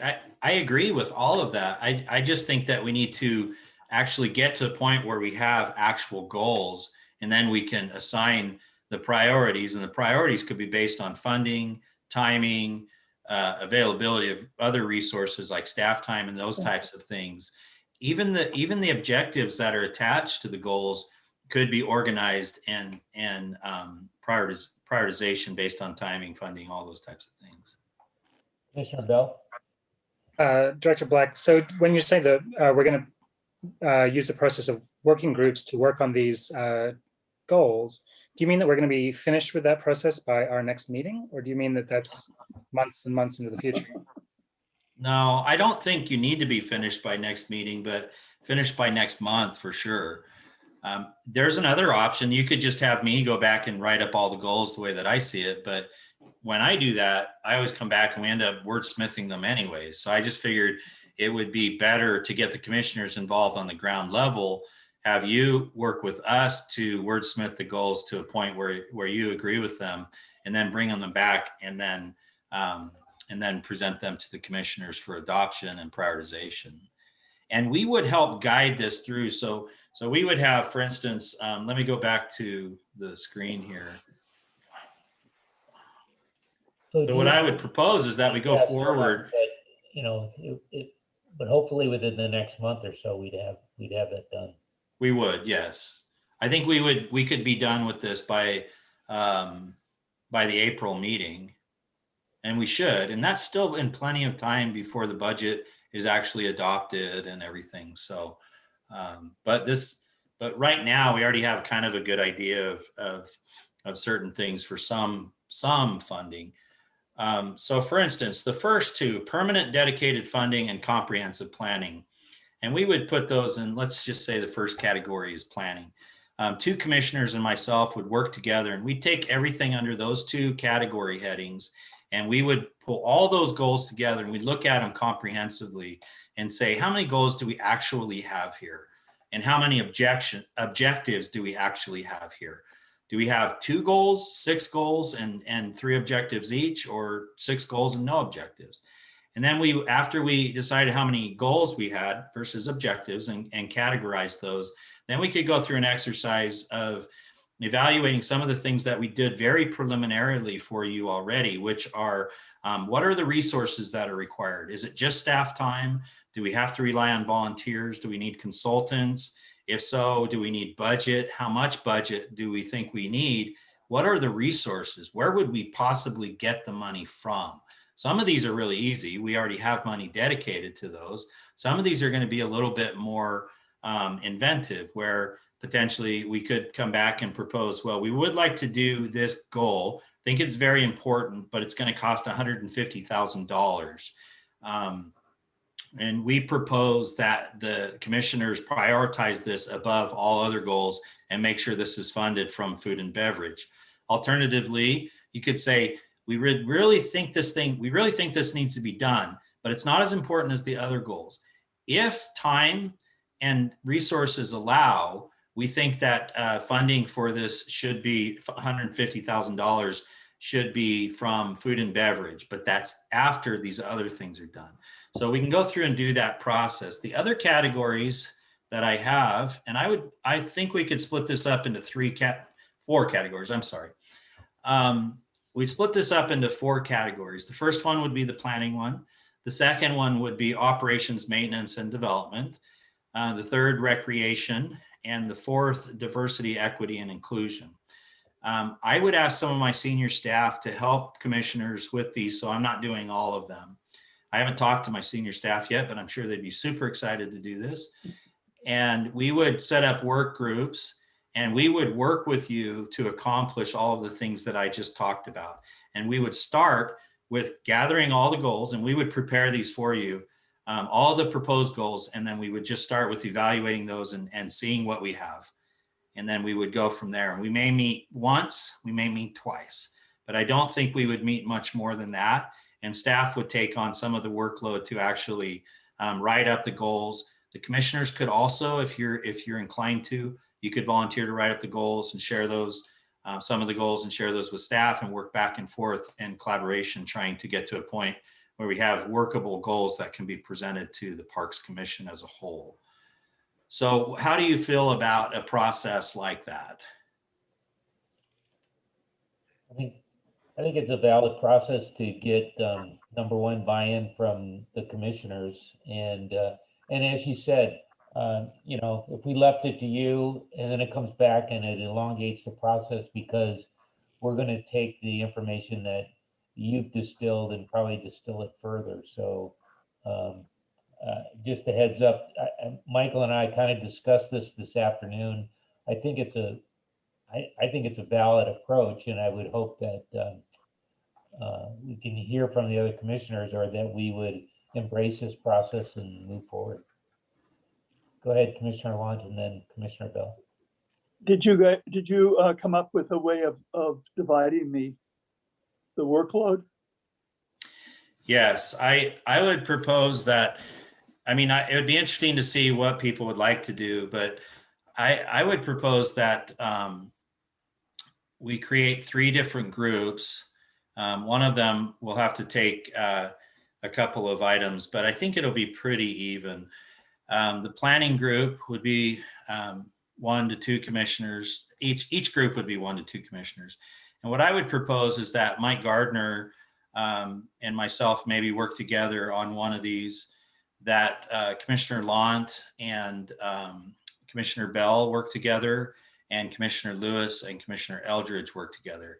That is just kind of splitting things up. So there's commissioners who have been here longer with commissioners who haven't, and that seemed like an even way to split it up. You may not agree with that at all, and I'm fine with however you want to do it, but that's how I would split it up, so that we actually have 3 different groups.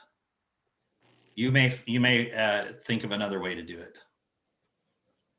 Sounds good. And so, but which group is with which categories? Well, I think that's based on your preferences. Go ahead, Commissioner Lewis. What might make it easier, I'm on the conservation subcommittee and the recreation subcommittee. We haven't met in a while, but they seem appropriate to several of those categories. And we're setting up for a recreational meeting. Lonnie has already sent out a request for dates, and so that's coming up probably pretty soon. And then I think we, Commissioner Bell and I had mentioned an interest in getting back to the conservation subcommittee. Seems to be a part of that component. In one of the categories is the systems restructuring. Go ahead. Have you One said other that? thought. Oh, sorry. One other thought. If one commissioner wanted to do double duty, then we could have 2 commissioners on each group, so that Mike wasn't all by himself. Sorry. Commissioner Eldridge. Have we defined the 3 groups yet? I've seen planning, and then ops, maintenance, and development, and then would recreation and diversity, equity, inclusion be 1? Is that what's going on? No, We haven't decided. I think you could do it either having recreation and DEI as 1, or having them be 2. I split it into 2 because I was going to ask Rachel to do number 3, recreation, and I was going to ask Eileen to do number 4, the DEI. And I think that made more sense, so that we got both superintendents involved. And then I was going to do number 1 and number 2, and maybe pull some people in from parks on number 2, but number 1 I'd probably do myself, with commissioners, of course. So just a follow up. I mean, I'm certainly amenable to the partnering that you just suggested, but it also seems like we could see what areas people are most interested in, and see if that then, some commissioners would get to work with a couple different ones depending on the topic or the category. So the only problem with that is there's a lot of crossover. I think really what we were thinking more is that, it would be an assignment, and it may not be your preferred items on the list, because I think that comes almost later. But this is a way to move the items forward in the way that both commissioners and staff work together to make sure that we've captured the correct information in each goal and objective, and see if there's opportunities to combine so we have a smaller list. Then when these are presented, and I'll just throw this in there as well, is I really think that it's going to be important that each commissioner, evaluates, 2 or 3 of their, or 4 more of their top goals. You're gonna kind of lobby for those things to be prioritized, and that's kind of the next phase after we get through this phase. So this working group might not necessarily be your top item, although it could be. But it would be difficult to get everyone into exactly the ones that they're most dedicated to in this process. And that's not exactly what this part of the process was about. It was more just about involving the commissioners and staff. Go ahead, Yeah, follow up, and then just- I'll have the commissioner one. That makes total sense. I guess from just a structural point of view, Director Black gave 3 groups of 2. And this, I guess we need to figure out how to, we have 4 groups, we have 4 categories and 3 pairs, right? Yeah, So that's, right. well, I guess we'll figure that out. So Commissioner Gardner, do you want to make assignments, or how do you want to do this? Do you want to have people send you their preferences and then make assignments, or how would you prefer to do it? I prefer if we could just divvy it up for workload now. I don't know if you look to see if each of those categories, the way you separated them out, are there about equal number of items in each one, except for the diversity? No, let me go back here. So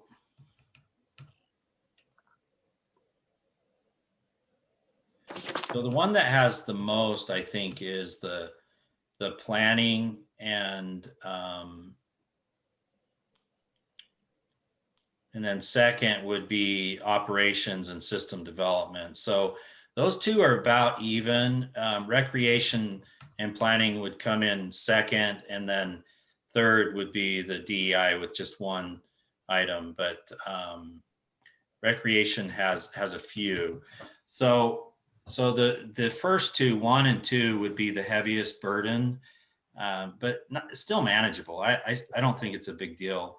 Well, what if we dedicated a pair of commissioners to those first 2, and then I might just suggest that maybe just myself with Rachel and Eileen work on the last 2 items there, or something like that. I mean, does that sound workable? Yeah, and if there's another commissioner who doesn't mind doing double duty, they could help you out with that too. Yeah. So if that sounds realistic, I don't know. I mean, other than just assigning, Lewis and Eldridge to the first one, and Lon and Bell to the next one, if that works.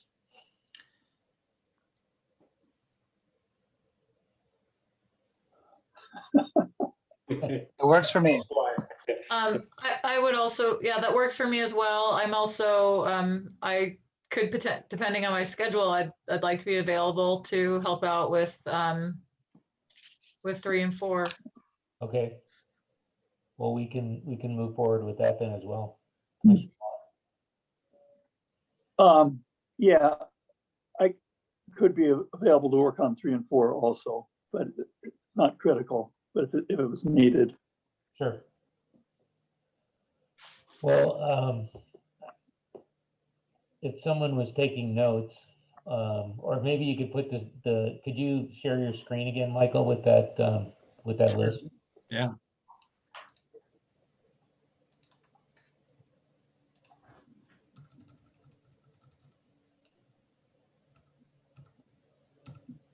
So I think what I said was, number 1, planning would be Lewis and Eldridge. And number 2, operations, maintenance, and development would be Lon and Bell. And then I would head up 3 and 4 with any additional help from commissioners that wanted to do double duty. Okay. Sean, do you have that?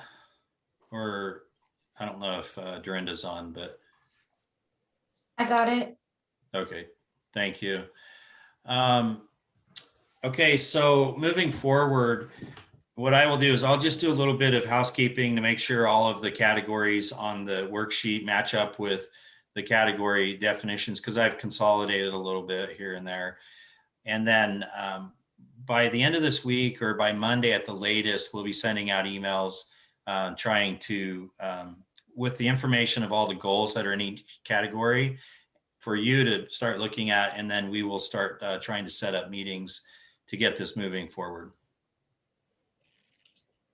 So once again, this would kind of be the first phase of, working through the goals, making sure we have commissioner and staff input, and that the goals reflect the ideas that we want to move forward before we start prioritizing, which would be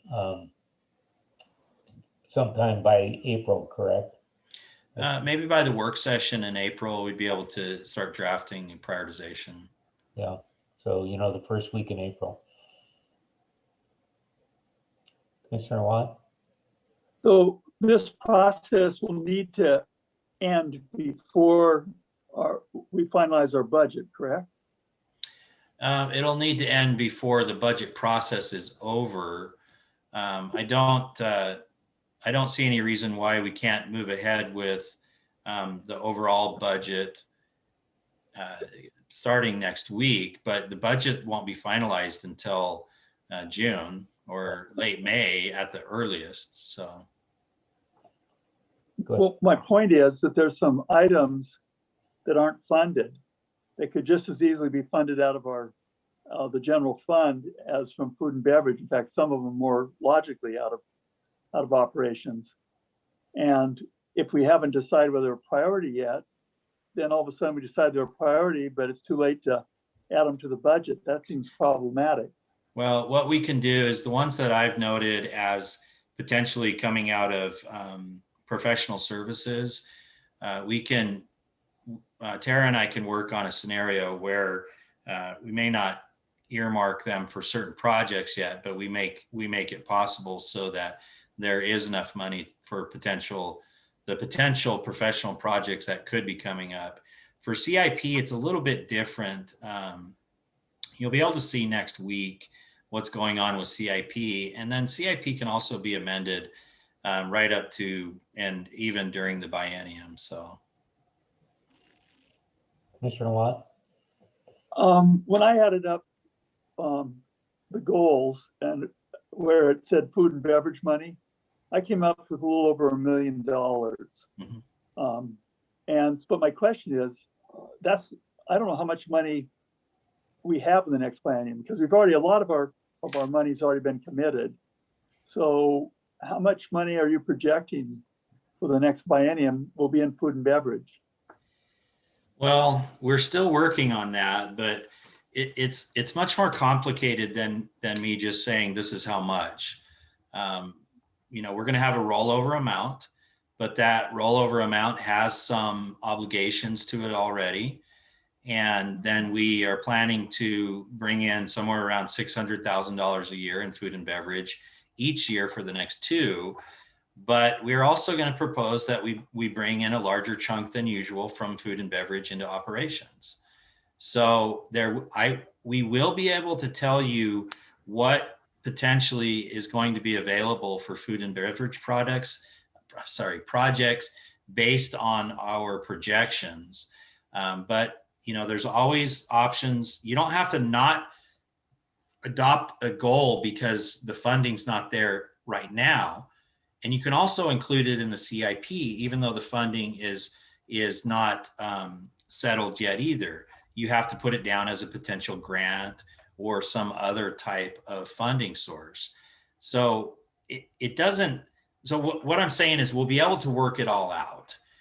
We may not be able to tell you everything that's going to get funded exactly, but if we find out everything that we want to do and you prioritize those things as we go through and we realize what the actual food and beverage is coming in versus the projections, then we can start ticking away at those projects based on their priorities.